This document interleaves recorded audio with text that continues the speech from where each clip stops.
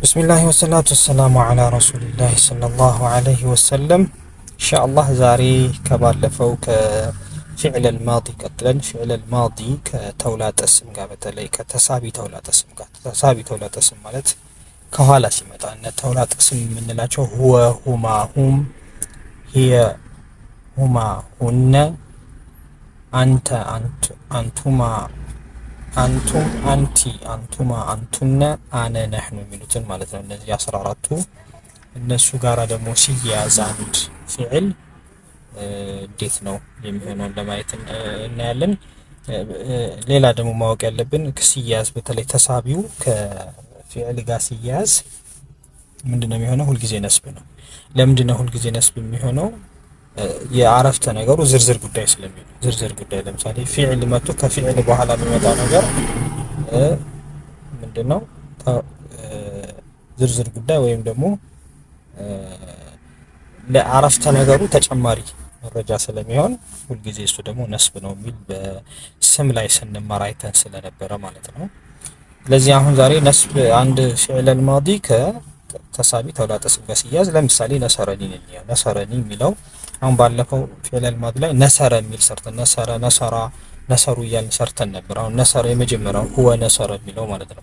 ከዛ ግን ኒ ተያይዞበታል። ኒ ያኔ ተውላጠ ስም ስንማር ተያያዥ ሲሆኑ ኒ ከማጋን ያያዝ ነው የሚለው ወደ ኋላ ክለሳ ማድረግ ይኖርብናል። ኒ አነ ከሚለው ጋር የእኔ ተሳቢ ተውላጠ ስም ነው። ስለዚህ ነሰረኒ ስል ምን ይሆናል? እኔን ረዳኝ ረዳኝ የሚለውን ያመጣል ማለት ነው። ይሄንን ነው መጀመሪያ ገንጥለን ማለት እንዲህ የሚለውን ገንጥለን ነሰረን ተረጉምና እንዳያምታታብን ወይም ደግሞ አንዳንዴ ገልብጠን ለምሳሌ ረዳኝን ረዳሁት ልንል እንችላለን። ለዛ ነው ገንጥለን አንዳንድ እንትማንን ገንጥልና የመጀመሪያዋን ፊዕሏን ብቻዋን ተረጉምና የሚቀጥለውን እናያይዛለን ማለት ነው። በዛ መሰረት እቺን ቴብል እስቲ እንያት። አሁን እዚህ ቴብል ላይ ምን የሚላለ ነሰራሃ ካለ ልክ እንደ ቅድሙ ቀዩን እናጣታለን። ሃን እናውጣና ነሰራ ያው ረዳ ነው። ሃ የማን ተሳቢ ተውላጠ ስም ነው እንላለን። እንግዲህ በደንብ ከያዝ ነው ወዲያው ትዝ ይለናል። ሃ ለምሳሌ የህየ ወይም የሷ ተሳቢ ተውላጠ ስም ነው። ስለዚህ ነሰራ ሲሆን ረዳት ይሆናል ማለት ነው። ልክ ነሰርቱሁ ሲል ደግሞ ነሰርቱን ሁን እናውጣና ነሰርቱን ደግሞ ልክ አሁን ምን ላይ እናያለን? ባለፈው ከዚህኛው ክፍል 16 ላይ ባየነው ፊዕል ማዲ ነሰርቱ ከማን ጋር ይሄድልናል የሚለው መፈለግ አለብን። አንዱን ለማስረዳት ያህል እስቲ አሁን እንፈልገውኛ። ለምሳሌ ያኔ ምንድነው ነሰራ ሁወ ነሰራ ሁማ ነሰራ ሁም ነሰሩ ይሄ ነሰረት እስካሁን ሳገኘው ነሰርቱ እስከማገኘው ድረስ ማለት ነው። ይሄ ነሰረት ሁማ ነሰረታ ሁነ ነሰርነ አንተ ነሰርተ አላገኘሁትም እስካሁን። አንቱማ ነሰርቱማ አንቱም ነሰርቱ አንቲ ነሰርቲ አንቱማ ነሰርቱማ አንቱነ ነሰርቱና እስካሁን አላገኘሁትም። አነ ነሰርቱ አሁን አገኘሁት። አያችሁ ሁን ካወጣው በኋላ ነሰርቱ እኔ የሚለውን ያስይዛል። እዚህ ረዳሁ ነበረ። ሁ የሚለው ሲገባ አሁንም የሁን ብቻ ትርጉም ለማን ነው? የእሱ ተሳቢ ተውላጠ ስም ነው። ስለዚህ ነሰርቱሁ ስል ምን ይሆናል ማለት ነው? ረዳሁት። ረዳሁ ድረስ መጀመሪያ ከዛ ረዳሁት እላለሁ። ልክ በዚህ መሰረት ሌሎችን እንሰራለን። ነሰረትኒ ሲል አሁን ይቀጥለው ኒን አውጣና ነሰረት የሚለውን አስቀራለሁ። ነሰረትን ካሁን በፈለኩት መሰረት ስፈልገው ይሄ ነሰረት ወይም እሷ ረዳች ድረስ ነው ማገኘው። እሷ ረዳች ይሆንና እሷ ረዳች ከዛ በኋላ ምን ይሆናል? ኒ ተጨምርበት ረዳች ይሆናል ማለት ነው። ልክ እንደዚሁ አለምናኩነ አሁን አለምናኩነም መጀመሪያ ኩነን አውጣታለሁ። አለምና ምንድነው እላለሁ። አለምና አስተማረን ይሆናል። ኩነ ደግሞ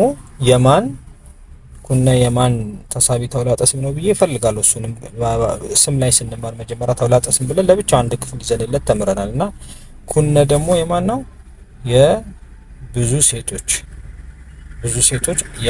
የማን አንቱነ ብዙ ሴቶች የሱ ተሳቢ ተውላጠ ስሙ ኩነ ይሆናል። ስለዚህ አለምና ኩነ ምን ይሆናል? እናንተ ሁላችሁንም ሴቶች አስተማርናችሁ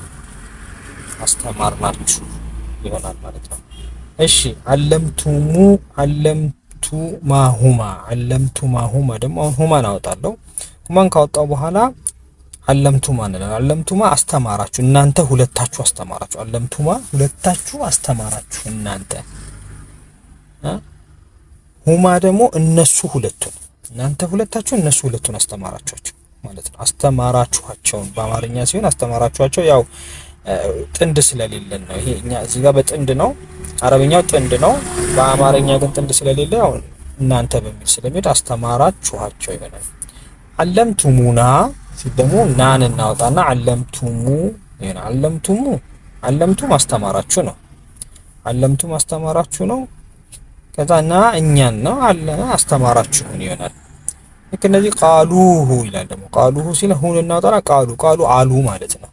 ከዛ ሁ እሱ ወይም ደግሞ ሁ የሚለው ለሰው ብቻ ሳይሆን አንዳንድ ጊዜ ከሰው ውጭም ላሉ ለጉዝ ነገሮች ወይም ለሌሎችም ነገር ስለሚያገል ቃሉሁ አሉት ይሆናል። እሱን አሉት ወይ ደግሞ ነገሩን አሉት ወይም ሰውየውን አሉት ሊሆን ይችላል። ሁለቱም ስለዚህ በዚህ መሰረት ሌሎችንም እንደዚህ ብንሰራችሁ ቀለል ያለችም ስለሆነች ለዛሬ በዚህ በቃናል። ሰላም አለይኩም ወራህመቱላሂ ወበረካቱ።